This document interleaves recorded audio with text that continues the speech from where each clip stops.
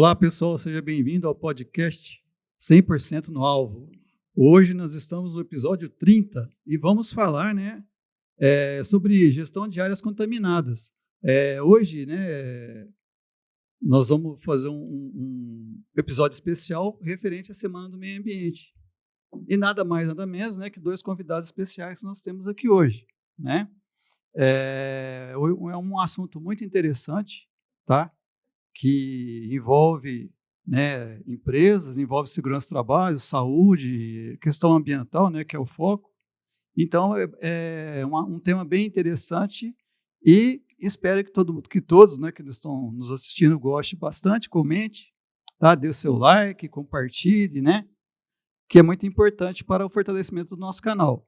O canal é um canal especialista na área de segurança, meio ambiente, produtividade, qualidade, questões sociais, e é importante a sua participação, o seu comentário, o seu like, e principalmente, divulgar o nosso canal.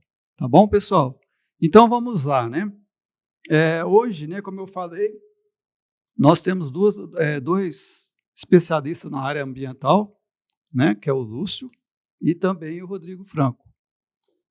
Nós vamos falar principalmente hoje, pessoal, como eu falei, sobre gestão de áreas contaminadas, que é um tema polêmico, vocês daqui a pouco vão nos ouvir e vão refletir bastante, até o final, porque não se dá conta, do tanto que é importante, o profissional, a empresa, se preocupar aonde ela está se instalando, porque pode ter, como eles vão falar daqui a pouco, não só um solo contaminado, questão de saúde, da segurança, mas principalmente um passivo muito grande. Então é importante, a gente conhecer, saber, que contaminação de solo, o que é isso, como que acontece isso? É sobre isso que nós vamos falar hoje, E eu queria dar a palavra inicial, Muito obrigado, Lúcio, por estar aqui, tá? E eu gostaria que você falasse um pouquinho sobre você. Bom, eu sou o Lúcio, já atuo há 15 anos com áreas contaminadas, Eu sou formado em mestrado em Química Ambiental pela Unesp de Rio Preto, atuando com gestão de equipes multidisciplinares de áreas contaminadas todo esse tempo. Também possuo a pós-graduação de gestão de projetos pela USP, e aí eu sou pai de duas crianças, tenho um casal de filhos, casado, e já morador de Rio Preto há 18 anos, não sou natural daqui, E acabei vindo para cá para estudar e acabei ficando por aqui. Basicamente é por aí. Legal. E conosco aqui, na bancada, o Rodrigo Franco, que além de especialista na área, também é o nosso apoiador do canal, mais uma vez, muito obrigado por estar aqui. E eu falo um pouquinho sobre você também, Rodrigo. Opa, é um prazer estar aqui novamente, tá? Muito obrigado pelo convite. Obrigado, Lúcio, por poder estar aqui também. Vai ser um prazer dispor esse tempo aqui para a gente poder conversar um pouco, ainda mais sobre um tema tão bacana e que traz tanta vivência assim, no mundo da consultoria, em licenciamento ambiental, que é onde a gente atua, a questão da gestão das áreas contaminadas, Então, por formação, eu sou engenheiro de produção e administrador, e agora comecei uma graduação em tecnologia e meio ambiente e uma pós-graduação em sistema de gerenciamento integrado, Saúde, meio ambiente e qualidade. Eu trabalho já há 10 anos na área de licenciamento, e o que deu o pontapé inicial na minha carreira com o licenciamento foi ter atuado na CETESB, Então, como eu trabalhei lá, acabei pegando um insight de negócios e então aí hoje a Franco tem aí 5 unidades no estado de São Paulo inteiro, mais ou menos uma carteira aí de uns 500 clientes, Então, é uma bagagem aí bem extensa. Mas, mais uma vez, obrigado pelo convite, E pela parceria aí, vamos falar de meio ambiente. Você, como o Lúcio também, a partir de hoje, sempre será bem-vindo no canal. Qualquer ideia que tiver, qualquer assunto legal para a gente bater um papo, pode vir aqui, que a casa é de vocês, Maravilha. A casa já é sua há algum tempo já, e do Lúcio a partir de hoje, Vamos falar um pouquinho sobre a questão de contaminação de solo, Qual que é o princípio básico, por exemplo, de um solo contaminado, só para a gente iniciar o bate-papo aqui? Bom, isso é até curioso, porque a maioria das consultorias ambientais, quando surgem, são por outras demandas, né? Normalmente licenciamento, algumas coisas inerentes das atividades, mas quase nunca de áreas contaminadas, né? Então, lá na Geoambiente, que é aqui de Rio Preto, a gente é sediado aqui há 30 anos já em Rio Preto, a gente atende projetos, pelo menos um projeto em todos os estados do Sul, Sudeste, Centro-Oeste e Nordeste. Então, a gente tem a vivência de cada realidade de cada país. E a primeira lição que a gente já tem é que não dá para gerir o país igual, de maneira uniforme para todas essas regiões. A gente tem experiência em todos esses estados, né? Então, é até curioso porque a questão de áreas contaminadas, é difícil você ter captação ativa. É bem difícil, porque normalmente áreas contaminadas, quando a gente lida com consultoria de áreas contaminadas, a gente não trabalha com prevenção quase. Na verdade, você trabalha corrigindo algo que já aconteceu, né? Então, é um segmento que não para, mas ao mesmo tempo ele é meio que não aparece tanto, porque justamente trabalha no problema, né? Então, assim, áreas contaminadas, a grosso modo, é basicamente você ter uma alteração no meio ambiente, solo, lençol freático, água subterrânea, água superficial, até a parte de vegetação, de ecossistema pode estar alterado por uma atividade humana. Existem áreas contaminadas que não são de atividade humana, por exemplo, vulcão, mas, a grosso modo, sempre o ser humano faz algum tipo de atividade que impacta o meio ambiente, né? E muitas vezes esse nível de contaminação ele extrapola alguns limites toleráveis que a gente pode cravar que essa área está contaminada, né? Então, em linhas gerais, é isso. Então, a gestão de áreas contaminadas ela existe para proteger pessoas expostas, animais expostos, ecossistemas, inclusive bens a proteger. Isso está lá na legislação, né? Então, assim, hoje o Brasil possui como arcabouço jurídico as leis ambientais, acho que são 18, 19 leis, que é o arcabouço de leis ambientais, a lei de crime ambiental.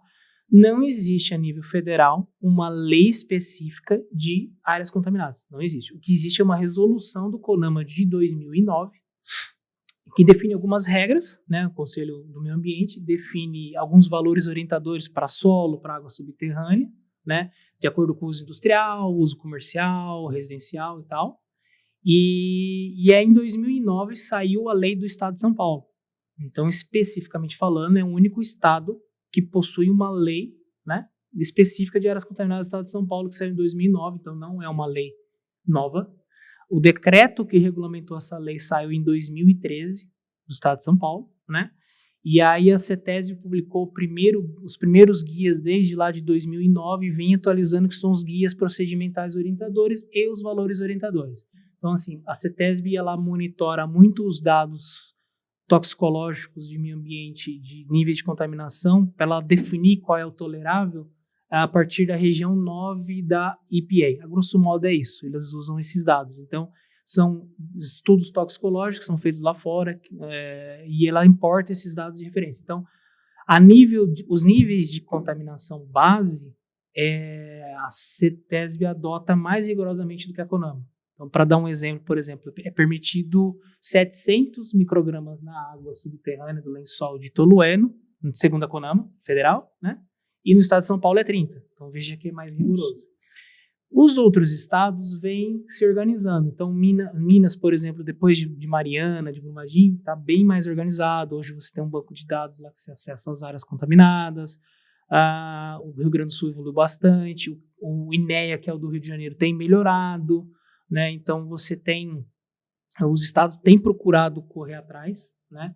Mas está muito amarrado ainda nos outros estados nas questões de licenciamento, não uma lei específica. Então, nos outros estados ainda não caminha na velocidade que está São Paulo por justamente não ter lei específica. Existe um projeto de lei que está no Congresso, me fugiu a data aqui, mas se não me engano já passou por 3 comissões, faltam mais 2 ou 3, que é definida a lei federal. Se essa lei passar, os estados serão obrigados a ter que fazer o seu arcabouço jurídico com lei, decreto e tudo mais para regulamentar de fato as áreas contaminadas. Então, assim, a gente está diante de um mercado que já é sólido, consolidado nos Estados Unidos, na Europa, a gente tem mercado na Argentina, no Peru, no Paraguai. Então nós estamos talvez num dos maiores mercados de áreas contaminadas do mundo, exceto a Europa, que é bem bagunçado. Mas se essa lei sai, o boom de trabalho em qualquer outro estado será absurdo, entendeu? Hoje os estados seguem, inclusive, tem estado que você vai trabalhar e o órgão faz igual a CETESB, entendeu? Porque já está consolidado os documentos orientadores e tal, né? Então, de maneira geral, é isso. Se você tem uma alteração causada pelo humano acima de níveis toleráveis. Então, é até engraçado que muita gente, a gente fala que estar contaminado não é estar limpo. A área limpa, ela é limpa, ela pode ter níveis de contaminação. Nós estamos falando de produto químico, de coisas químicas. Ela pode ter níveis aceitáveis que não necessariamente ela está contaminada. Então, é até curioso fazer essa brincadeira, né? E até... até curioso, porque eu fui para essa área em 2001, saiu no Brasil um filme da Erin Brockovich, que ela era uma assistente de um advogado, o filme é baseado em fatos reais, né? E ela descobriu numa cidade dos Estados Unidos lá contaminações de cromo. E na ocasião do filme, ela chama um especialista que é um químico ambiental. E foi esse filme que despertou porque que eu fui para essa área, porque lá nos Estados Unidos essa formação é bem conhecida, né? A química ambiental no Brasil, ela tem 2 ou 3 universidades que possuem essa formação. Na questão de pós-graduação de áreas contaminadas, por exemplo, piorou, porque a gente consegue utilizar profissionais de engenharia civil, engenharia ambiental, biologia, química e tal, mas pós-graduação dá para contar 4. Então existe Senac Santa Amaro, existe a PUC de Minas, a Unesp de Rio Claro e a USP, a nível Brasil. Então, assim, é uma área que até para academia também não é conhecida. Entendeu? Interessante. Curioso, né? Rodrigo? Cara, quanta informação, hein? Muito bom. Tá bem técnico, tá bem legal. Eu gosto bastante desse nível de conversa. Acho que é muito legal essa sintonia técnica aqui. Mas você pontuou algumas coisas que eu achei bem interessante. Esse fato veja, não é o fato de se ter alguma coisa, né, algum elemento químico no meio ambiente que vai fazer com que esteja contaminado. Então, a nível de senso comum, ou seja, para quem não tem informação, para quem não entende de processo de licenciamento minimamente, às vezes pensa assim, nossa, mas eu passei lá na frente daquela indústria e vi ela despejando esgoto no corpo hídrico e tal. Então a gente entende, né, depois com um certo tempo, uma certa experiência, que espera, não é bem assim. Existe uma carga que o meio pode ambiente aceitar e tal. consegue receber, isso é dado através de leis, de decretos, de normativas, né? E não é a torta e a direita que isso eventualmente dado como os padrões. Então, é feito um estudo, né, para que você consiga entender, né, a carga que você consegue depositar ali no meio ambiente para que ele siga. Agora, um dos pontos também que eu achei bem interessante foi a citação dessa lei nova que está tramitando. Se for a mesma, né, se eu não estiver enganado, você deve estar falando da Política Nacional de Licenciamento Ambiental. Não. É uma lei para gestão de áreas contaminadas mesmo. Ela é até interessante porque ela está lá já há algum tempo, né? E é lei desse segmento. Inclusive, uma das coisas que a lei prevê, que a de São Paulo tem, é um fundo arrecadatório para, por exemplo, multas, esse tipo de coisa, porque existem áreas órfãs, que ela está contaminada, não se acha um dono, né? E essas áreas precisam ter alguma benfeitoria. Nos Estados Unidos se chama brownfields, que são áreas que a agência ambiental pega para si, contrata uma empresa, a Geoambiente, a empresa sua, por exemplo, e faz essa gestão e o órgão ambiental paga para descontaminar essa área, por exemplo. Então, até isso está previsto. A lei é muito boa, tá? Ela está muito bem estruturada. É só realmente vontade de querer fazer passar, né? Porque acontece normalmente a empresa às vezes compra um pedaço lá de terra, vou construir uma indústria, vou fazer um plantio, né? Às vezes não faz o passivo disso, né? Não faz um levantamento antes, né? É até curioso. Porque vocês realizam esse trabalho também, né? Por exemplo, a gente fala muitas vezes de construção ou de reforma, enfim. Mas na área agrícola acontece muito isso também, né? De ter algum passivo no solo ou na água, né? Sim. É difícil uma área que não tenha nada, é muito difícil. Hoje o nível que está de equipamento, a gente, por exemplo, tem equipamentos específicos desse segmento, tão quanto igual aos Estados Unidos, né? A gente tem, por exemplo, lá na Geoambiente, né? E você tem hoje equipamentos semelhantes a uma tomografia, que você vai furando o solo e ele vai saindo um sinal no computador. Então, o nível que está hoje, se procurar, acha. A verdade é essa. Entendeu? É bem legal essa questão do se procurar acha, né? Porque a Franco, né? Eu atendo alguns clientes que estão em São Paulo. Então, lá é uma área assim que é difícil você não encontrar uma área que não esteja contaminada lá, Exato, né? A região metropolitana do estado de São Paulo é um caso muito sério com questão de área contaminada, né? Sim. E aí o que acontece? Eu tenho um cliente lá que eu achei muito engraçado, é um cliente novo, e aí eu peguei a licença ambiental dele para a gente fazer o processo de inovação e tava lá assim, olha, a gente quer a investigação detalhada aqui porque existe uma possível contaminação de solo. E aí eu fui conversar com o cliente, falei, olha, a contaminação de solo é por isso aqui, eu vou aqui, né, por óleo lubrificante usado aqui, hidrocarbonetos e tal. E ele falou assim, cara, mas como é que esse teste sabe que é eu? Entende? Na ocasião não era hidrocarbonetos, tal, é outro material, é outro elemento. E ele falou assim pra mim, mas como é que esse teste sabe que é eu? Por que esse teste me acionou? E tantas empresas aqui em volta? Eu falei, bom, muito simples. Vamos pegar teu processo de licenciamento ambiental, tua matéria-prima, olha aqui. O que entra, o que sai. O que você tem aqui é basicamente o que está falando que está em contaminação. Agora a gente tem que estudar teu caso. Deixa eu ver tua área de produção. E aí é engraçado, porque eu cheguei lá para ver a área de produção, aonde tinha o equipamento que possivelmente trabalha, o elemento químico que possivelmente trouxe a contaminação. Você via ali que o solo tinha evidências de vazamentos, né? E não era uma área que estava com piso totalmente impermeabilizado.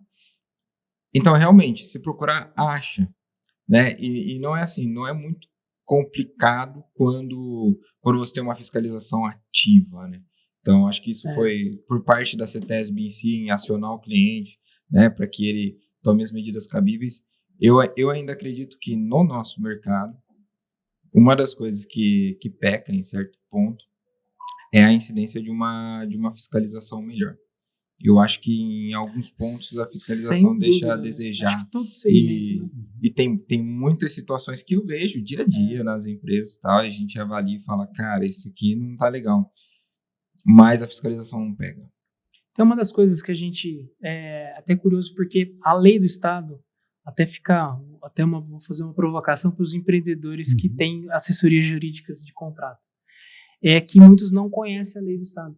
E a lei do Estado está falando o seguinte, quando você tem uma atividade potencial de contaminação, você vai ampliar ela, eu não estou falando desativar, você precisa fazer a investigação preliminar e o legislador coloca assim, preliminar e somatório confirmatório.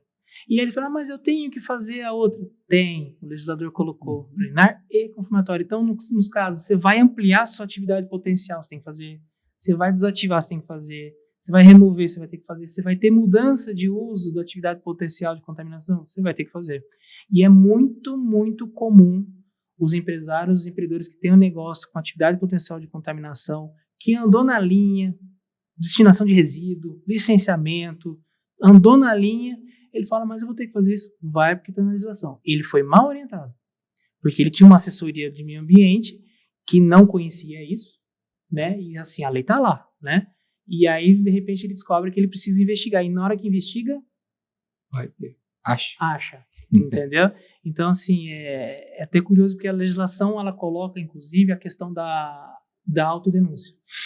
Então, é até curioso, porque o Brasil é punitivo nesse sentido. Nos Estados Unidos, não.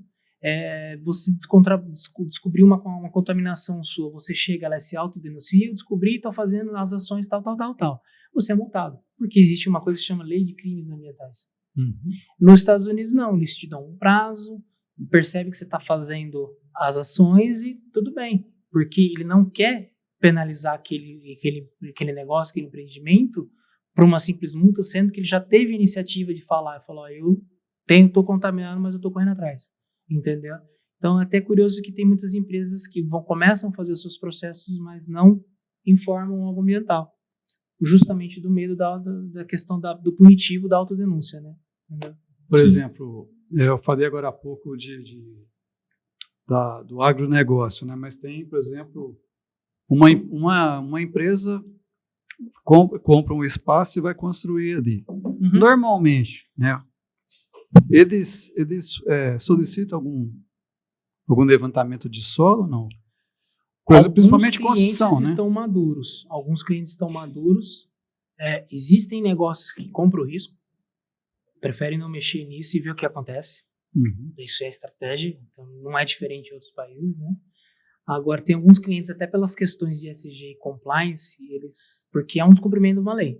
Então, se você fizer uma auditoria fina de uma atividade potencial de contaminação e verificar só esses atributos de áreas contaminadas, provavelmente 101% vai ter pontuação.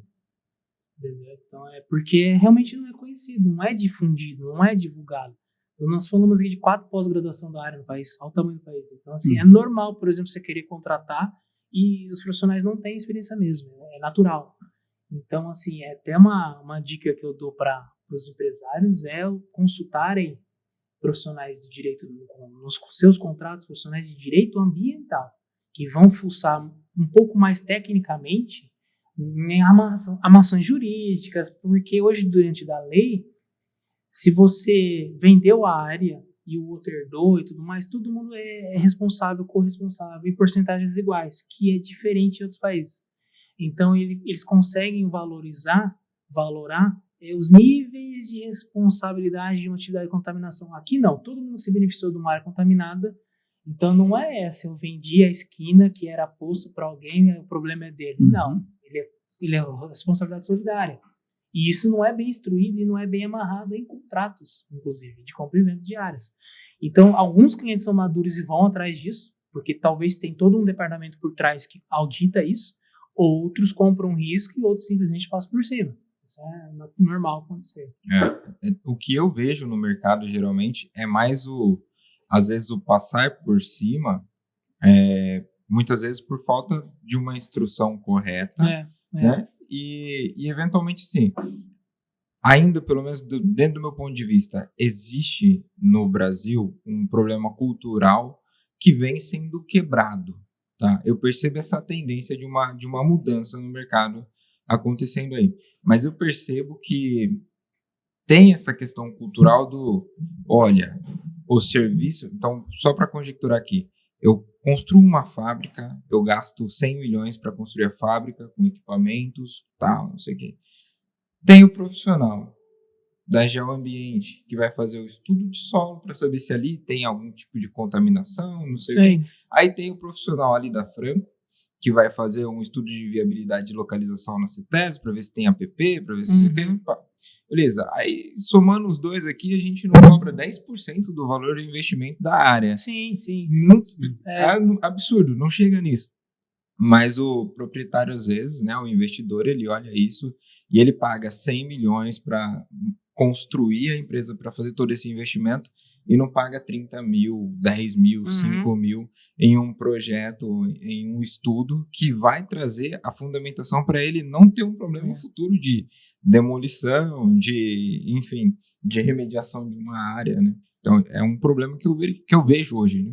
Que eu tenho visto nos tempos para cá, porque assim, você vai a gente usa muito a CETES porque é o mais estruturado, né? Uhum. Você tem o departamento de licenciamento e o departamento de áreas contaminadas e os outros ademais. Eles não se conversam.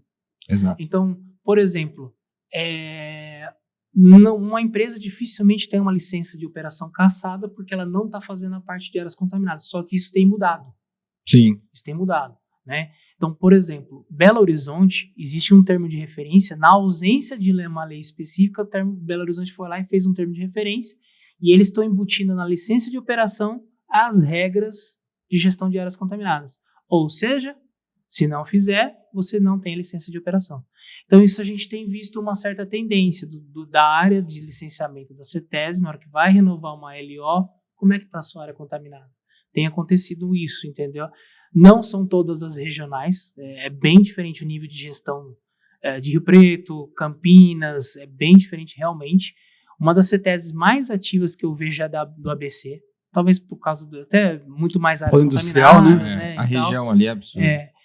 Paulínia também é bem forte. Então, de uns tempos para cá tem mudado isso. Você tem órgãos maduros a nível municipal, por exemplo, que pede como é que está a questão de área contaminada. Então, vou dar um exemplo. Você tem uma área de um posto, você tem lá edificações, sei lá, lavanderia, farmácia, né? E você vai construir um puxadinho para ter mais 2, 3 lojinhas, né? Em São Paulo, quando você vai pedir alvará e as demais coisas municipais, porque, me perdoe, mas eu não sei todos esses detalhes da esfera municipal, eles têm começado a pedir como é que está a questão das áreas contaminadas. Então a gente envia para a prefeitura, para os órgãos municipais, como é que está a questão da área contaminada. Se vai ter um nível de avaliação, eu não sei. Mas o que a gente percebe é que na hora que vai para o interior, a coisa é solta. A nível de interior aqui, a gente acaba atuando em várias agências de CETES também, dentro do estado de São Paulo inteiro e alguns estados para fora, em alguns órgãos ambientais. Mas existem algumas CETES, algumas agências ambientais que a gente também tem como referência são mais técnica, ativas, assim, né, o pessoal tal, é sim. incrível. Mas quando você volta o olhar para cá, para nossa região no interior, você fala assim para o cliente, pô, você está tendo um índice alto de fiscalização em determinado tipo de segmento. E o cliente fala assim, não vi isso. Né? Às vezes, por exemplo, lá no estado de São Paulo, no estado ali na região metropolitana ali, a densidade industrial ela é muito maior, ela é muito mais pesada. Então, em um espaço menor, você tem 10 indústrias, 100 indústrias, 200 indústrias. Aqui você tem uma indústria a cada, né? Então, as pessoas acabam não se comunicando. E aí o que acontece? Tem essa cultura nossa do interior. Aqui no interior ninguém vem. Acha que não tem contaminação, né? Não tem nada aqui, não tem fiscalização, o pessoal não vem. E é até curioso porque o cadastro de áreas contaminadas é público, né? Ele está lá no site da CETES, Minas tem e a FEAM, que é do Rio Grande do Sul, acho que tem também. São os mais consolidados. Você consegue consultar, né, as áreas e a gente consulta, é público, você vê que passa há 15 anos nesse mercado, você vê que tem áreas que está há 10 anos sem mudar o status lá. Então tem lá os status, por exemplo, está na etapa de, a grosso modo, identificação, diagnóstico e remediação de áreas contaminadas, né? Semelhante que é um médico, exames iniciais, exames complementares e tratamento, né? Você vê que o status está lá há 10 anos de uma área que não mudou o status. Então, assim, isso é um sintoma claríssimo de fiscalização. Isso aí, e aí você olha lá, você pega, faz um exercício aqui, sei lá, tem 100 áreas classificadas como contaminadas. Se você dividir ao longo do mês, do ano, divide em 10 meses, você consegue fiscalizar isso. Sim. 100 áreas, né? Nós estamos falando aí. Então é estranho isso, porque o cadastro é público. Aí outra coisa interessante que as pessoas na compra e venda não olham as matrículas dos imóveis. Sim. É impressionante como se faz contrato de compra e venda, locação, para alguém que vai locar para uma atividade potencial e não se olha o contrato de compra e venda. Às vezes você loca uma área que tem uma matrícula única ou essa área tem, sei lá, 10 matrículas, só que sua atividade potencial de contaminação vai ser só num cantinho, só na matrícula 6, por exemplo. Né? Então, se você fizer o trabalho de amarrar bem, você começa a atividade potencial de contaminação só complementando a matrícula 6. Lá na frente, você não vai ter 100 matrículas para ter que comprovar que ela não está contaminada. Você já pode começar antes de fazer esse exercício, que é procurando a orientação do profissional adequado, né? Já faz uma separação de área, né? De uma possível área contaminada. A gente tem casos em Guarulhos, por exemplo, que era o posto utilizava 2 matrículas, né? Ele era 2 matrículas. Então, uma parte do posto sempre teve contaminação, que a gente descontaminou, e a outra não. Então, não tem por que condenar aquela matrícula que nunca teve contaminação, de ter nela lá, porque aparece lá, né? Em alguma vez na vida ela foi contaminada na verbação. Não tem por que condenar essa matrícula que nunca teve contaminação, embora ela fosse posto. E aí você monta toda uma estrutura de relatório para a CETES e você consegue separar. Então, olha, dessas 2 matrículas, só essa teve contaminação. A outra, né? Ou seja, nem aparece no histórico dessa área que ela teve uma contaminação. Né? Você tocou num assunto importante, na questão de descontaminação, né? Como que você fala, a gente está falando em contaminação e gestão, no caso. Identificou, fez o processo de investigação, identificou lá que o local, né, que é uma área contaminada. Qual que é o processo de descontaminação? Sim. E também depois, como eu sei se está ou não legal lá, se está zerado, vamos dizer assim, ou está abaixo dos limites de tolerância. Né? Até quando deu o boom de áreas contaminadas no estado de São Paulo, foi quando a CETESB começou a chamar os postos, bem lá 2008, 2009, por aí. Sim. Então, basicamente, você fazia uma investigação de receita de bolo, que era o nível de conhecimento da época, né? E você tinha uma comparação grosseira acima ou abaixo e ponto. Com o tempo, existem hoje modelos matemáticos de avaliação de risco. Então, assim, áreas contaminadas têm um pé dentro, inclusive, da segurança do trabalho. Sim. Por quê? Lá no site da CETESB ou na EPA, você tem 4 planilhas de avaliação de risco. É um modelo matemático que roda dentro do Excel. Você tem... Uma das planilhas é avaliação de risco para trabalhadores com obras e escavação. Né? Então, veja onde está inserindo aqui. Você modela o risco daquela área contaminada pro trabalhador que vai estar ali. Então, não é só as pessoas vivendo. Então, áreas contaminadas têm um pé dentro de segurança do trabalho. Então, identificou a área contaminada, diagnosticou até onde vai essa contaminação. Lá atrás, o comum era colocar sistemas mecânicos, né? Então, você tinha uma bomba hidráulica semelhante ao de poço de tomar água, né? Você montava um poço de monitoramento, de remediação, muito semelhante a um poço de tomar água, descia ela lá embaixo e ela bombeava essa água, bombeava produtos químicos, bombeava gasolina e tudo mais. Ou sistemas de vácuo, né? Que imagine um aspirador puxando água do lençol. Com o tempo começou a entrar as remediações químicas ou combinação entre elas. Hoje você tem processos de descontaminação químicos, desde biorremediação, oxidante, redutor. Você tem hoje tipo de diagnósticos, existe hoje mapeamento genético de DNA de bactéria para biorremediação. Você consegue saber que bactéria que tem, se ela consome determinado contaminante e se ela vai se multiplicar. Porque hoje é proibido você trazer uma bactéria de fora e injetar no solo, por exemplo. Isso não é liberado isso, porque é um problema exógeno, você não pode trazer. É muito difícil. Então você consegue, por exemplo, estimular uma bactéria para consumir, por exemplo, uma gasolina que vazou. E o nível está de tal maneira hoje que não é mais só jogar um produto lá embaixo no lençol, um produto químico. Porque tem um monte de empresa fazendo isso. Isso aí é um outro problema, que é os alquimistas de plantão.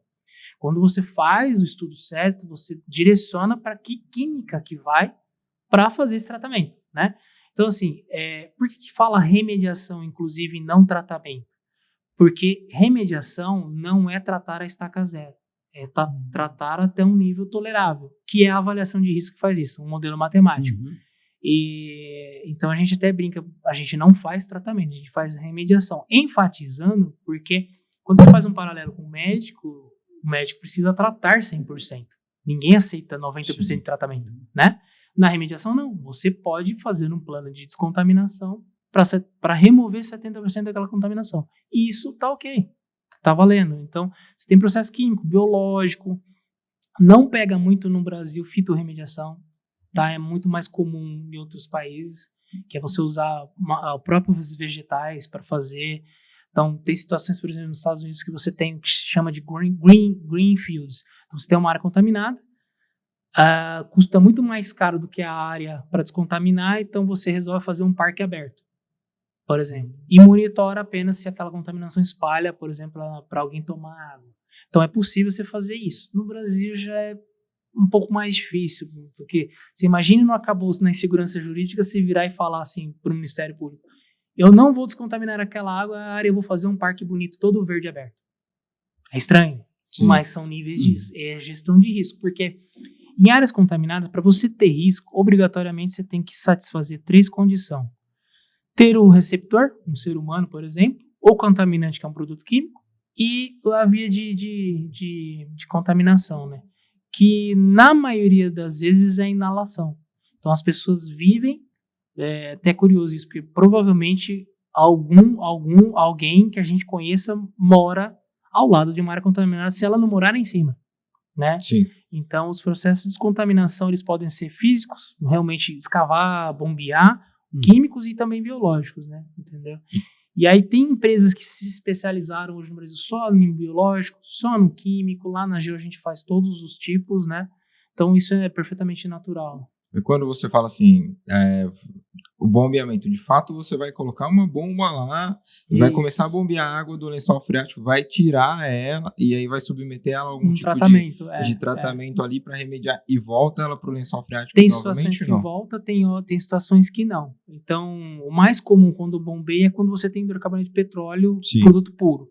Então, você passa numa caixa separadora, né, separa a água limpa. Então, tem situações que reinjeta, tem situações que simplesmente você manda para descarte essa água. No fim das contas, é uma água limpa. Hoje está começando a crescer o que se chama de remediação sustentável. Nós tivemos um caso na Geoambiente lá no Rio de Janeiro, que era o bombeamento. A gente bombeava essa água com óleo, então tinha ajuda de produtos químicos para fazer esse óleo sair mais fácil, lá do lençol.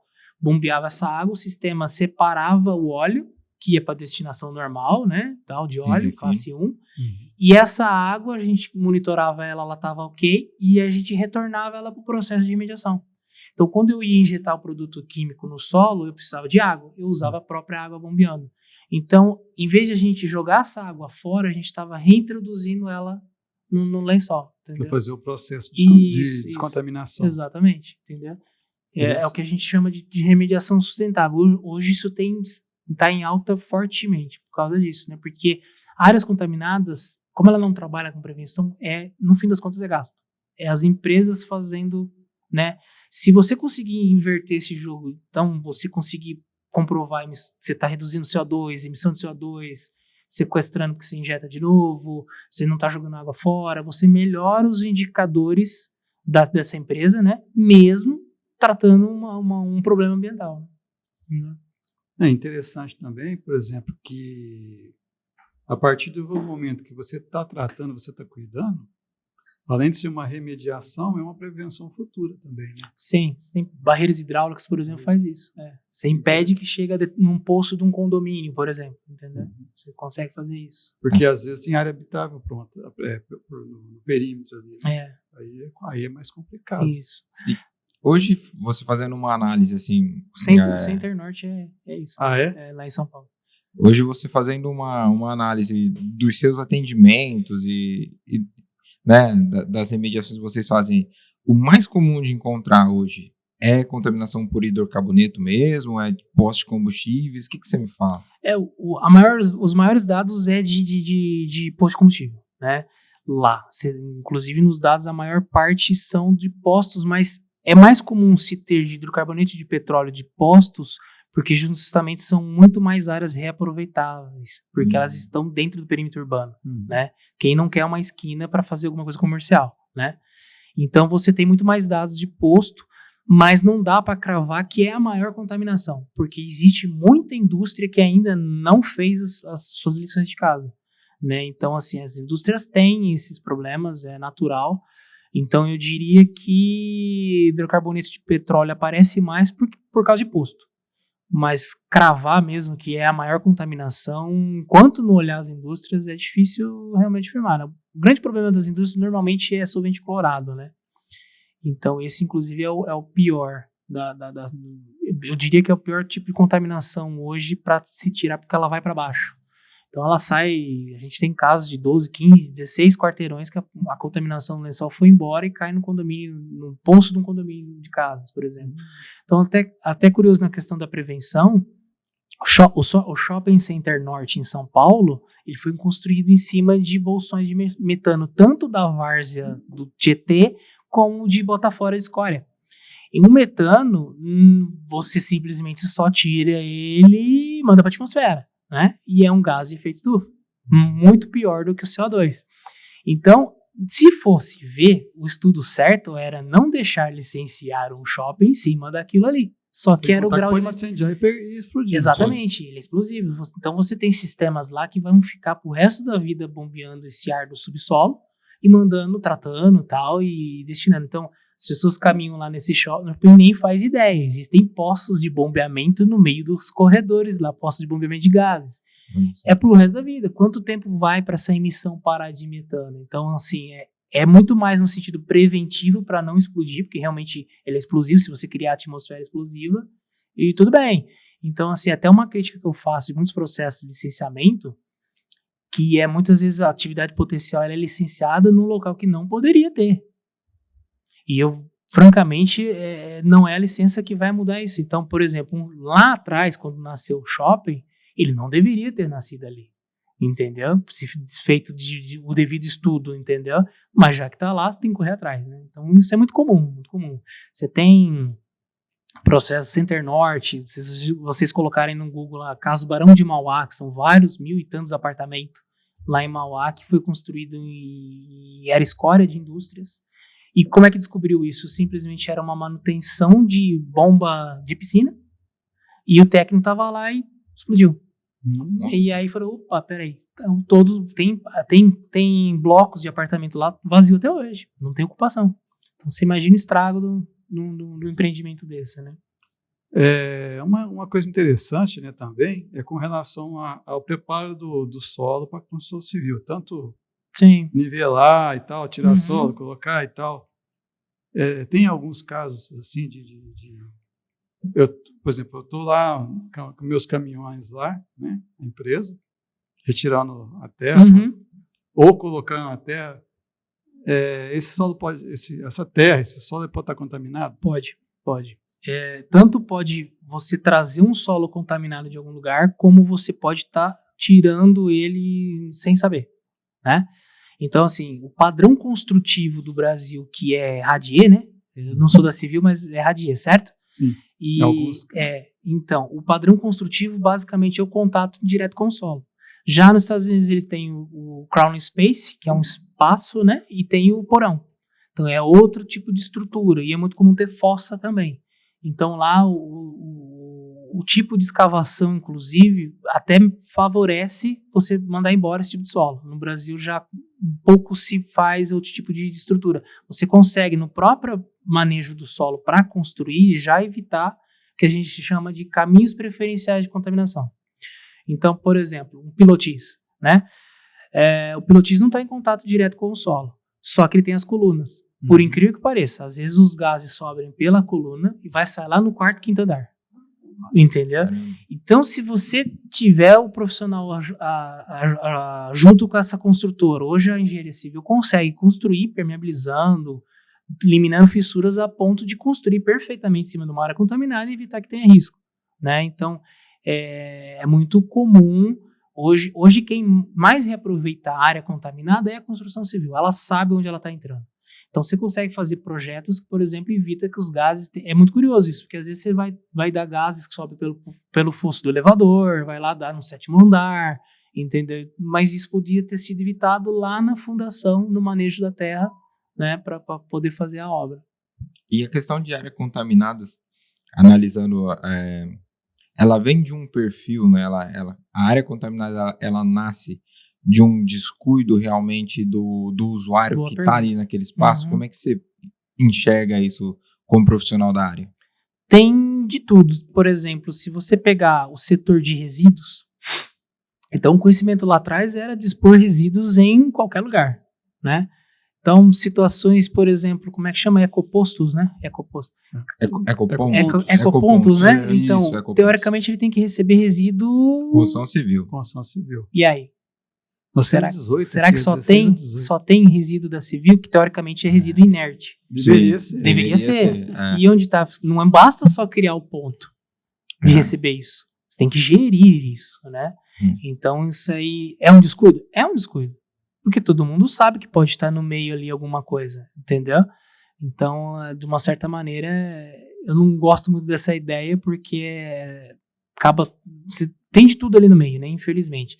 Você tem situações de descuido, você tem situações de operação, você tem situações propositais, quando às vezes tem um contrato que a pessoa locou para operar um posto e ela vai deixar a área, aí ela contamina a área de propósito para amarrar a bandeira e ficar tratando aquela área. Tem de tudo. Caramba. Então, assim, hoje você tem o que a gente percebe, os tanques novos de posto não vazam mais. Não vaza. Que é os paredes duplo e tal. Né, assim. O que você percebe, por exemplo, de posto que é problemático, ainda é a questão da operação caixa separadora, canaleta perimetral, descarga de tanque, então, que é onde o caminhão descarrega. Então, se percebe muito isso. No caso de indústrias, é a parte de resíduos e a operação dela. Então, antigamente, era muito comum, na hora que você tinha usinagem de peça, usar solventes clorados para polir a peça, para usinar, para prensar e tudo mais. Você tinha, por exemplo, fosso de alvenaria, que está sujeito a trincas e fissuras, e esse óleo passava na peça e caía ali e recirculava no processo. Cara, aquilo ali era o que a gente chama de fonte ativa. Então, enquanto você não sanar, não é nem mitigar, é sanar. Você precisa eliminar a fonte ativa, senão você vai estar contaminando ela de eterno. Existem empresas que sabem disso e compram o risco. Entendeu? Isso é normal. Então, ela prefere tocar até quando der, na hora que ela for desativar totalmente. Quer ver uma área que quase ninguém sabe? É farmacêutica. A indústria farmacêutica é uma atividade muito poluidora. Muito. Tanto de resíduos sólidos como dos produtos químicos, né? Então, você tem vários tipos de indústrias, quando elas vão, tem indústrias que estão saindo do país, isso é uma pena, elas estão desativando essas áreas, e aí você entra nessas áreas, você começa a descobrir as coisas, né? Entendeu? Então tem de tudo, desde negligência, descuido, a proposital, por incrível que pareça, existe isso, proposital, entendeu? Por exemplo, quando eu faço a compra daquele terreno, onde a empresa era uma indústria, foi uma indústria, né? Foi embora e tal. O correto seria, por exemplo, fazer a análise do solo. Isso, né? Isso. Aí eu vou acionar a empresa anterior, caso tiver um contaminante, tudo depende, porque assim, para o órgão ambiental... Porque senão os passivos é só para mim. O que acontece? Para o órgão ambiental, quem vai pagar a conta, no fim das contas, ele vai pegar todos os responsáveis que se beneficiaram dessa área contaminada. Mas ali depende, às vezes, dependendo do preço que está sendo vendida a área, quem está comprando faz o estudo, que é muito comum na construção civil. Ela sabe que a área é potencial de contaminação, ela fala, não, como a construção civil tem um time muito específico de janela de oportunidade, ela fala, não, deixa que eu faço a investigação, descontaminação. Tá aqui, tchau, me dá o terreno. Então isso acontece desse jeito também. E tem situações que o proprietário faz para falar, olha, eu estou te entregando a área limpa, a partir de tal data, tudo que aparecer de contaminação é seu. Isso também acontece, só que isso precisa estar amarrado, muito bem amarrado num contrato, né? Entendeu? Então tem gente que fica 50-50, divide a conta, por exemplo, um faz a avaliação preliminar, o outro faz a confirmatória.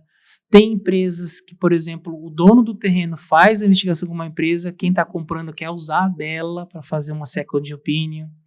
Entendeu? Isso acontece. 2 empresas... Gente, 2, 3 empresas vão investigar uma mesma área e dão um resultado diferente. Incrível isso. Sendo que é os mesmos contaminantes. Não muda, é química. Por exemplo, uma coisa polêmica também, né? Quando eu vou terrenos próximos a cemitério, por exemplo. A gente sabe que tem o necrochorume. Isso. E aí? Bom, teoricamente é uma área contaminada. É uma área contaminada. Você tem ali alguma coisa, se isso migra, se isso infiltra no solo, se migra a certas distâncias, vai parar num poço de alguém, tem muita lenda urbana envolvida, entendeu? Mas presume-se que na hora de licenciar isso foi feita a lição de casa, que se chama de estudo hidrogeológico. Sim. Se isso chegar no lençol, porque a matéria orgânica, teoricamente, ela é decomposta até uma certa profundidade. A partir dali, ela nem chega, muitas vezes, dependendo da profundidade do lençol. Porque é onde a atividade biológica está mais em cima, né? Então, às vezes, o necrochorume nem chega mesmo. Tá? Isso pode acontecer dependendo da profundidade. Mas é só um estudo detalhado para poder cravar isso. Mas não tem jeito. É bem legal essa discussão com relação aos cemitérios, porque tem um marco do licenciamento ambiental do cemitério, né? Se não me falha a memória, eu não me lembro se é 2002. E é fácil tratar, hein? Ou 2004, que até antes dessa data, cemitérios, né, eram dispensados de licenciamento. Doideira, né? Não precisava de licenciamento ambiental. Então, chegava, construía, se tinha ali uma dispensa de licença, não tinha estudo sobre a área. Então, depois isso mudou, né? Muito semelhante com o que aconteceu com os postos de combustíveis, quando a CETESB começou a chamar a galera. sim. Então, isso aconteceu também com as questões dos cemitérios, né? E aí, hoje, você tem todo um estudo, toda uma preparação de solo, você verifica toda uma condição. É até por isso que é engraçado, mas o mercado de cemitério é um mercado, por incrível que pareça, muito rico, tá? Existem grandes corporações que trabalham nesse sentido de compra de cemitérios. Então, Para destinar para cemitério. Sério. Doideira. É algo incrível, mas tem sim. E aí, imagina, às vezes a pessoa tem lá uma propriedade, por exemplo, eu sou dono de um imóvel, eu pensei, pô, vou montar um cemitério aqui, né? Montei, passou-se um tempo, infelizmente passei por uma situação financeira ruim e tem grupos especializados que ficam de olho nisso. Tipo, olha, tem um cemitério ali, tá tudo certo. O cara tá meio ruim das pernas, vamos lá, vamos comprar, entendeu? Vamos por aqui. Existe esse mercado, né? Por quê? E aí a gente começa a entender o porquê, né? A condição de solo, você está aqui para falar, ela é diferente. Né? Então, qual a condição de solo, de altura de lençol freático, de índice de permeabilidade que me permite ter um cemitério hoje instalado? Então, não é qualquer lugar, né? Vamos supor, fazer um exercício aqui, que o cemitério, dificilmente tem um cemitério que não está com a malha da cidade adensada no entorno. Então, vamos supor que realmente o necrochorume vai no lençol, chega num poço de um condomínio, descobriu a matéria orgânica lá, né? Basicamente a matéria orgânica e algumas bactérias que são prejudiciais. A água da torneira é tratada do mesmo jeito. Então, assim, mesmo que chegue naquele poço, dá para se tratar essa água. Tem que investir no manejo ali, de tratamento, mas não é perdido. Então, assim, descobrir se chega e, oh meu Deus, chega no poço do condomínio do João. Dá para tratar essa água. Não é um produto químico que é difícil de tratar e tudo mais. Não, é matéria orgânica. Isso já é conhecido desde o Egito. Tratar matéria orgânica de água, né? Então, até causa-se um terrorismo até desnecessário. Porque se descobrir, tá tudo bem. Você tem como tratar. Sim. Basicamente é demanda orgânica, né? Entendeu?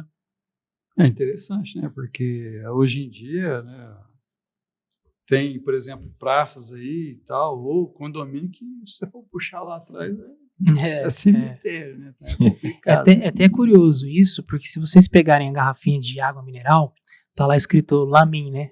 Que é o laboratório que, né? Se vocês olharem as análises que é feita para você homologar uma água para fins mineral, cara, é um espectro analítico bem pequeno, né? Então, assim, existem águas engarrafadas, ditas como minerais, eu não estou dizendo que não é, mas quimicamente ela é ruim. A gente sabe disso. E ela possivelmente tem alguns tipos de contaminantes que a água da torneira não tem. É outro mito também a gente achar que a água engarrafada, ela é melhor do que uma água da torneira que você sabe que é efetivamente tratada. Sim. É curioso isso. Então você pega até fica a dica, olha nitrato, por exemplo. Tem esgoto que tem menos nitrato do que garrafa que eu já vi. Garrafa de mineral servindo no avião, você olhava o nitrato lá, a concentração lá em cima. Eu falei, poxa, isso aqui é esgoto, meu. Entendeu? A gente que não... Caramba. No meu caso, por exemplo, a química... não é tanto minha praia, né? Vamos dizer assim, a gente conhece um pouquinho, mas é umas dicas legais. Hoje tem contaminantes, que a gente chama de contaminantes emergentes, que o Brasil nem sonha em legislar, nem passa perto. Então você tem, por exemplo, cafeína. A gente excreta cafeína, então a água que a gente toma, seja da torneira ou mineral, provavelmente tem cafeína, porque isso não é facilmente tratado. Hormônios, estrogênios, fármacos, então isso tem na água da torneira, tem na água mineral, porque isso persiste no ambiente e os tratamentos convencionais de água não tratam. Isso acontece também em países de primeiro mundo, não é só no Brasil. Só que lá eles estão começando a melhorar o tratamento dessa água para tratar algumas coisas desse tipo, tá? Então, assim, hoje a gente nem tem valor orientador, por exemplo, para um estrogênio, para cafeína na água. Então, assim, toda uma população já está sendo exposta desde pequeno a hormônios na água. Isso é fato, não é questão de opinião. Isso não é tratável facilmente nos processos que a gente conhece normalmente. Então, assim, para tratar esse nível de contaminação, você começa a entrar em processo terciário de tratamento. Eu não conheço uma planta de tratamento de água no Brasil que tenha tratamentos terciários, que é osmose, umas coisas bem já mais sofisticadas, sabe? E nem nos Estados Unidos também, tá? Então, recentemente inaugurou uma planta na Califórnia para tratar contaminantes emergentes, que é osmose reversa, uns processos bem complexos, né? O dia que já existem estudos apontando do risco disso. Então, por exemplo, existe um estudo que, se você entrar no site da CETESB ou jogar no Google tal, você vai ver lá, feminização de peixes. Então, você tem, às vezes, toda uma população de peixes sem do sexo masculino. Isso, em termos de espécie, é preocupante, porque não garante a perenidade da espécie. Isso é fruto de carga hormonal, que está na água, vai estar no rio, vai estar no lago, e a gente está exposto a isso prematuramente, né? Olha que interessante. É um assunto que, ninguém a quase maioria da fala. população nunca ouviu Exatamente. falar, né? Fármacos, então, você tem alguns fármacos que são proibidos em outros países, que é consumido aqui, e a gente excreta isso está no esgoto. Isso quando não vence lá, a gente vai lá, né? A gente falando a gente foi essa expressão, não faço isso da destinação correta, mas as pessoas, por que eu tenho que levar medicamento e embalagem na farmácia? Justamente por isso. É isso. Não deve jogar lá. Em tese, a farmácia vai destinar adequadamente para o lugar certo, né? Tem tudo isso. E é até curioso que a questão de fármacos, existem alguns subprodutos que são piores do que o de origem, depois que ele cai no meio ambiente. Então, você tem, por exemplo, percloretileno, que é o PCE. Na hora que ele cai no ambiente, que ele vira o cloreto de vinila, ele é pior do que o contaminante de origem. Então, a própria transformação no ambiente se incumbe de gerar um subproduto que é muito mais tóxico. Então, só para vocês terem uma ideia da importância disso, né? Uma curiosidade, né? Por exemplo, o que foi mais, assim, nesses tempos de carreira profissional, o que foi mais, assim, mais curioso? Pólvora. Pólvora? No solo? Sim.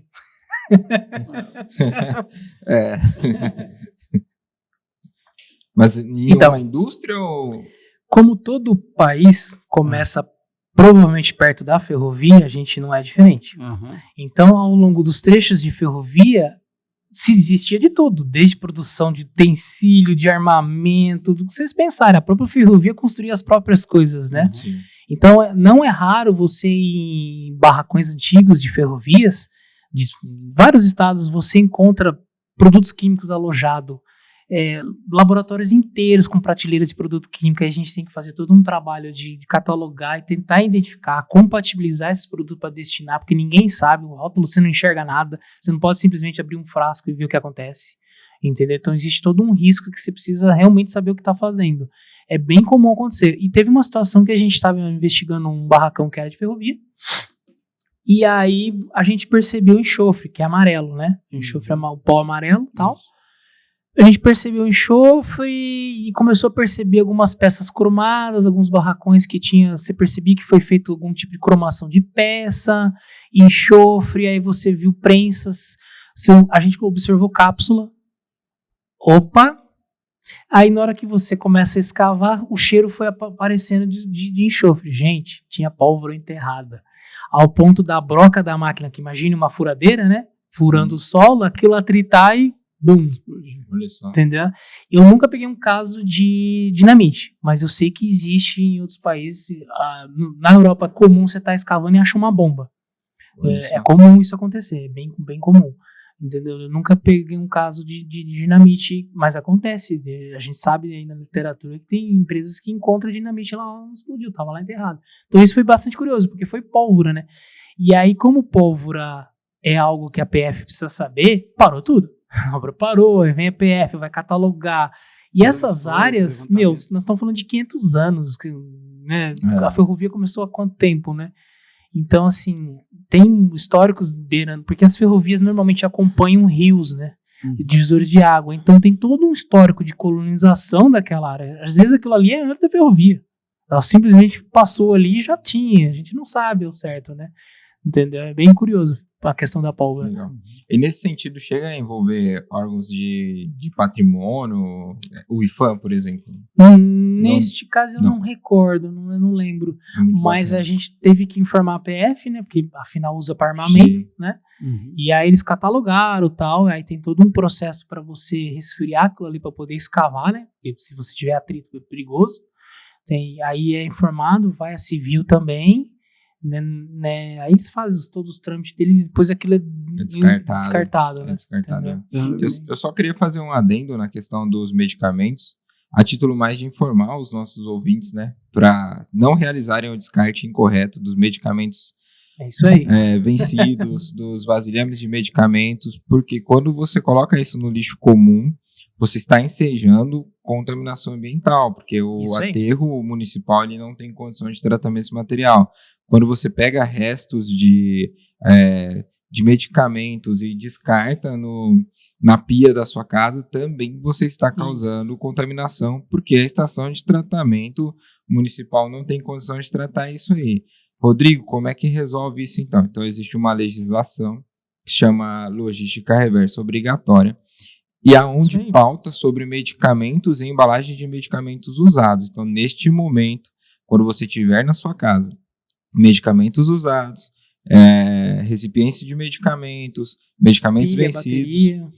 pega tudo isso daí, coloca num saquinho e leva em alguma farmácia próximo da sua região. Então, hoje tem grandes redes de farmácia que tem lá uma caixinha, deposite aqui seu medicamento vencido, deposite aqui a embalagem do seu medicamento.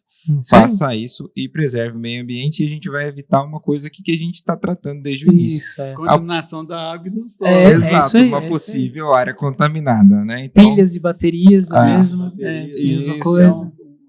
Eu acho que a maioria das pessoas acabam jogando no lixo. Né? Não é algo muito existe uma difundido, tragédia né? anunciada, que é os carros elétricos. Nossa, isso é Isso absurdo. é a questão, vai acontecer, não é se vai. Chega uma hora, a vida útil cai, alguns metais dá para se reaproveitar, dependendo do gasto de energia para se reaproveitar isso, né? E aí? E aí, o que nós vamos fazer com isso? Essas baterias no futuro vão ser um problema. Hoje, vai acontecer. Hoje eu fico naquela, né? De certa forma, você preserva o meio ambiente ali, porque você não está tratando de um carro a combustão. Mas, de outra forma, também você não tem uma energia elétrica 100% limpa, né? Então, você fica naquele meio termo ali, né? Na verdade, a energia elétrica limpa é um tabu também, né? Porque sim. O que seria energia limpa? Você pega, por exemplo, o álcool, solo e etc. Sim. Você pega um carro elétrico, por exemplo, que hoje é carro, moto, bicicleta, tem bastante patinete, tem bastante coisa. Também é mesmo celular, né? Que é o comum nosso, né?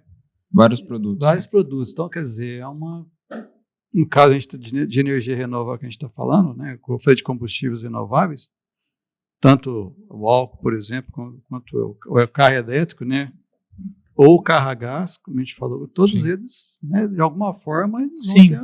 Toda geração de energia, do jeito que se conhece hoje em dia, tem impacto. Não tem jeito. Isso aí Agora, essas baterias dos carros elétricos, inclusive, são pesadas. E na hora que tiver que transportar isso?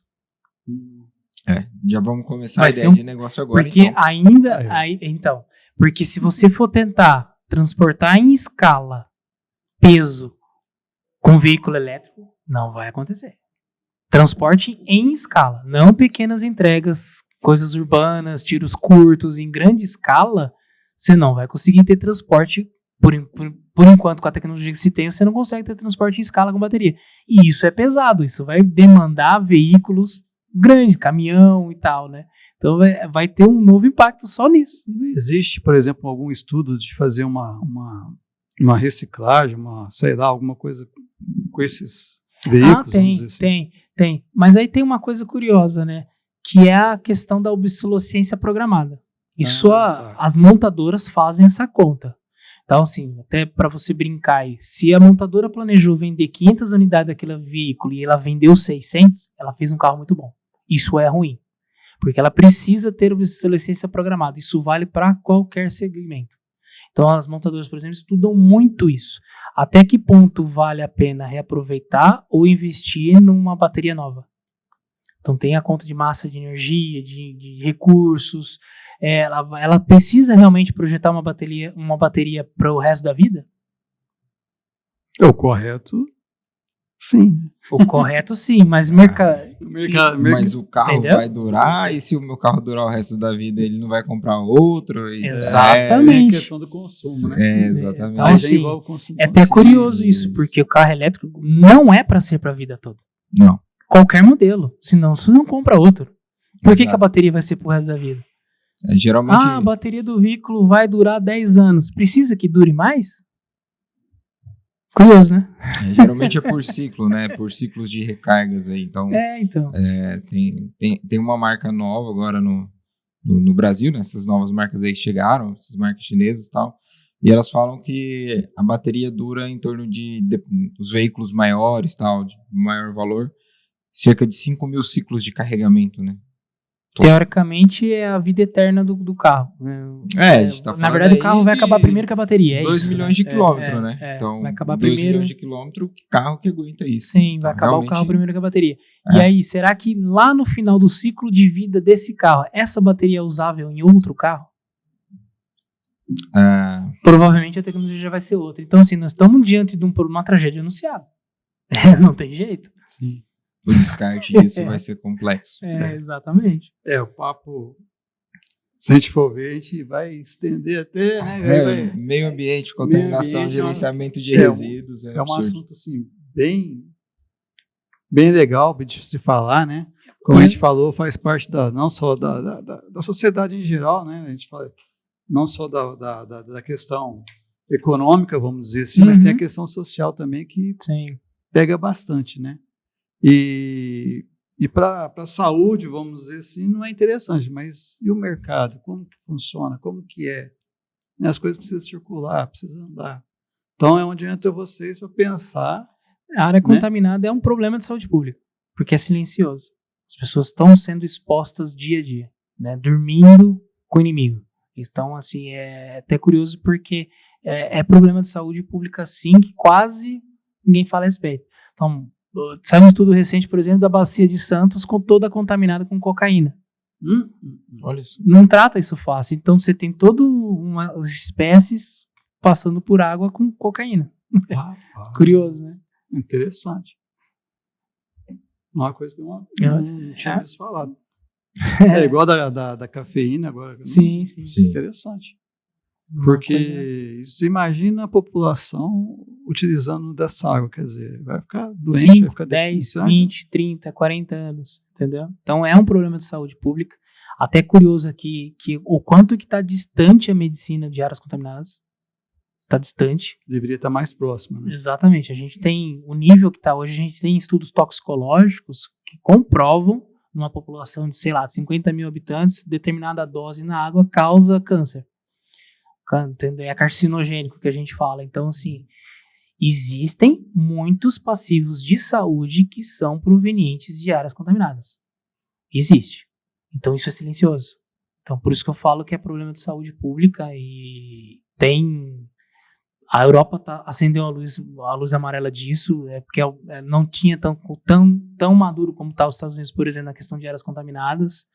Né? Então, hoje você tem, por exemplo, né, filmes do Netflix. Isso que eu ia falar, as dicas, né, pra gente poder... Então, até recomendo sair uma série, né, na Netflix, uma série curta que chama Cidade Tóxica. É um caso real na Inglaterra de escavação, né, que a população da cidade foi contaminada e foi feito os registros das mulheres tendo bebês com deformações. Isso é um caso real, então tem essa minissérie. Então veja que o Netflix já criou uma minissérie baseada no fato real, isso está vindo cada vez mais à tona, existem filmes para trás aí que mostram isso, então está cada vez mais vindo à tona.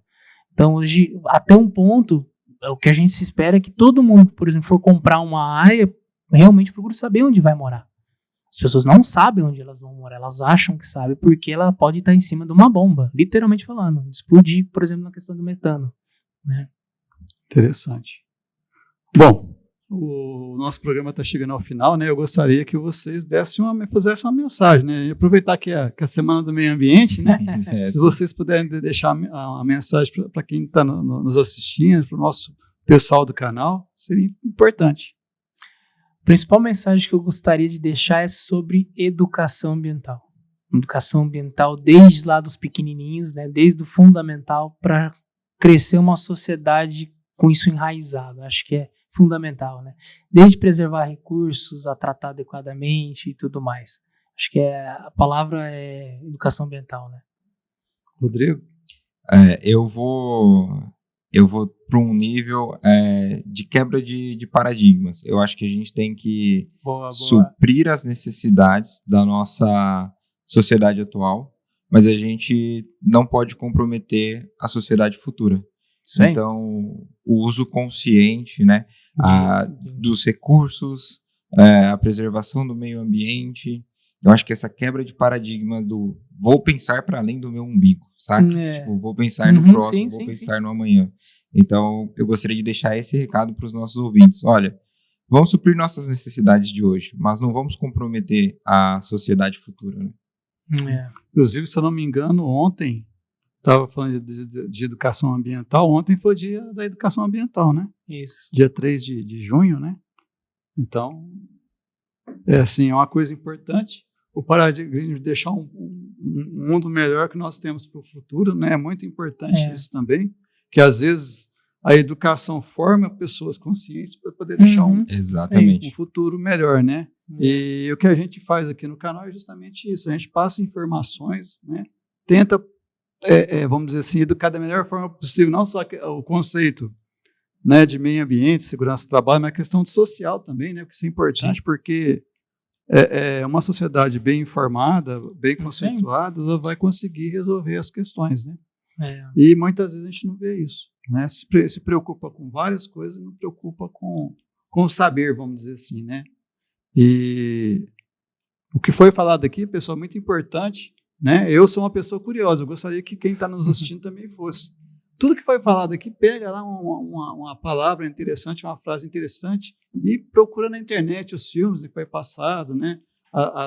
Os questionamentos aqui, tanto pelo Lúcio quanto pelo Rodrigo, isso é importante. A gente não só assistir, mas também pesquisar depois para ver, para, né, fazer pergunta, né? Dependendo da pergunta, eu passo para eles responder depois. Então, é importante a gente discutir ideias, soluções, né? E o canal é para isso. Antes de eu terminar, né? Gostaria de deixar uma lembrança para o Lúcio e para o Rodrigo. Rodrigo já. Eu já. Maravilha. É importante, né? Uma lembrancinha. Quando eu falo que o canal, a partir de quando você vem, é seu, é justamente por isso. A caneca é para você lembrar, falar, opa, eu preciso, estou com uma ideia aqui. Bacana. Então, o Rodrigo já é de casa, né? Você também, a partir de hoje. Eu gostaria que quando tivesse alguma ideia, alguma sugestão, pode contar conosco aqui. Né? O Rodrigo, a gente sempre está batendo papo, então, né? Estamos juntos. A gente já está pensando no próximo e assim vai. Maravilha. E você é a mesma coisa, né? Aproveitar que a gente, né, propõe o canal para isso, para informação, e sempre que quiser vir, tiver uma ideia, né? Pode, né? O canal é seu aí, é nosso, né? Então, tá? Obrigado pelo convite, Rodrigo. Foi um prazer. Outra coisa importante, pessoal, que eu esqueci de mencionar, é que amanhã o Lúcio vai estar numa palestra, né, Lúcio? Quer falar alguma coisa a respeito, pessoal? Quem está nos assistindo, né? Fala você, pronto. Amanhã a gente vai ter o Sinduscom, né? Através de uma ação do Sinduscom com a prefeitura, participação com a prefeitura da Semana Integrada Municipal de Meio Ambiente. Nós vamos ter lá o Lúcio para falar sobre a questão de contaminação do solo. Nós vamos ter um professor Potio que vai falar sobre a questão de emergências climáticas, tá? Nós vamos ter lá o Leandro Padovan, que vai falar sobre a questão de práticas ambientais no canteiro de obra, e também, que é da MRV, né? E nós vamos ter também o Hugo Fabre, que vai falar sobre a gestão ambiental também no canteiro de obra da Pacaembu, das obras tanto da MRV quanto da Pacaembu, né? O Leandro vai falar. Interessante. Isso vai ser legal. O Leandro vai falar o que eles fazem lá, né? Eles vão estar assistindo antes da sua, né? Então vai ser legal, né? Assim, é uma ação que o Sinduscom faz sempre, né? E eu acho bacana a gente participar. Então, estão todos convidados, tá bom? Antes de encerrar, pessoal, eu gostaria de agradecer, né, os nossos apoiadores e patrocinadores do projeto, né, Canal 100% no Alvo. A EDR Soluções de Engenharia, né, que é uma empresa que faz consultoria e também laudos na área de segurança do trabalho. Se você precisa de um laudo, precisa de um gerenciamento de segurança do trabalho, a EDR Soluções de Engenharia faz isso com perfeição. Nós temos a Arcanjo. Vamos falar da Fran, que está aqui hoje, né? Depois passa para Arcanjo. A Franca Ambiental, pessoal, né, é uma empresa que, inclusive, o Rodrigo está aqui, né? É uma empresa que dá o suporte e consultoria em todas as etapas da questão ambiental, né? Certificação, licenciamento, né? Tanto o licenciamento para iniciar quanto operacional também. Faz os PGRs, né? A questão de dar treinamento de vários segmentos da área de meio ambiente. E, né, a Franca Ambiental está aí para dar o suporte para vocês, o que vocês precisarem na questão ambiental. Tá? Inclusive, o Rodrigo está aqui hoje, né, para comprovar isso que eu estou falando. Né, que precisou de alguma coisa relacionada ao meio ambiente, né, certificação, a gestão, é só ligar para o Rodrigo lá, a equipe do Rodrigo vai estar à disposição de vocês.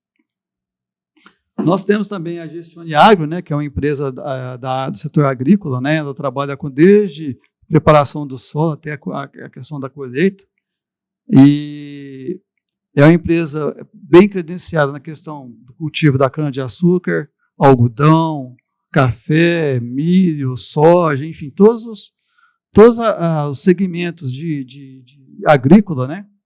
A Gestione Agro está aí à disposição de vocês. Então, quando precisar de alguma coisa, né, o pessoal do agro que está nos assistindo, precisar de alguma coisa relacionada à prestação de serviços de agroindústria, a Gestione Agro está aí para resolver para vocês. Nós temos a Impacta Engenharia, que é uma empresa especializada em gestão de produção. Então, se você está preocupado com a sua empresa, né, está precisando melhorar a produtividade da sua planta fabril, é só contratar a Impacta Engenharia, que ela vai lá e resolve os seus problemas. Né? Tudo, desde lá, a adequação adequada da planta, né, da indústria, né, disponibilidade de maquinário, treinamento com o pessoal que vai fazer a parte operacional, né, a parte de gestão também da indústria, do chão de fábrica. A Impacta Engenharia está aí para resolver, né, essas questões para você. Nós temos o Heitor Silva, né, que é consultoria em engenharia de segurança, também é um consultor na área de segurança do trabalho. Se você precisa de um cuidado maior com a sua empresa, né, a Heitor Silva Consultoria em Segurança do Trabalho resolve lá perfeitamente para você, desde o treinamento de preparação e qualificação na área de segurança do trabalho, até também as gestões, né? Que se você está precisando de uma gestão de segurança, a Heitor Consultoria em Engenharia de Segurança do Trabalho está aí para isso também. A Arcanjo, né? Grupo Arcanjo Engenharia, quando se fala em construção civil, né? É um empresário aí da construção civil que precisa de um parceiro forte, desde o início até o final da obra, a Arcanjo Engenharia está aí para te ajudar, né? A Arcanjo Engenharia tem vários segmentos, né? Desde lá a preparação da construção até a etapa final, né? Que é a parte de entrega, fechamento lá da obra. Então, eles são especialistas nisso, tá? Então, quando precisar de alguma coisa relacionada à construção civil, a Arcanjo Engenharia, ela vai te ajudar e vai ser seu parceiro da melhor forma possível, desde o início da obra até o final. E a Macfil Locações, né? A Macfil é uma empresa de locações de equipamentos, máquinas e equipamentos. Atualmente está especializando cada vez mais em plataformas elevatórias. Se você precisa de um equipamento, de uma máquina para construção civil, a Macfil te atende da melhor forma possível. Se você precisa também de uma plataforma elevatória, né? A Macfil hoje é a mais qualificada na nossa região com relação a plataformas elevatórias. E é isso aí, pessoal. Muito obrigado, tá? E até o próximo episódio.